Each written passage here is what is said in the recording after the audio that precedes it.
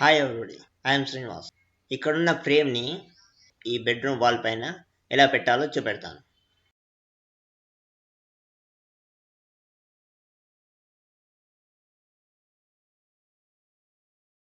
Copy image. ఇక్కడికి వచ్చిన తర్వాత ఇక్కడ ఫిల్టర్స్ తీసుకొని వానిషింగ్ పాయింట్ ఆప్షన్ పై క్లిక్ చేయండి. రైట్, ఈ నుంచి స్టార్ట్ చేస్తాను. ఇందాక కాపీ చేసుకున్న ఇమేజ్ ఇక్కడ పేస్ట్ చేయాలి. ఈ ట్రాన్స్ఫార్మ్ సెలెక్ట్ చేసుకొని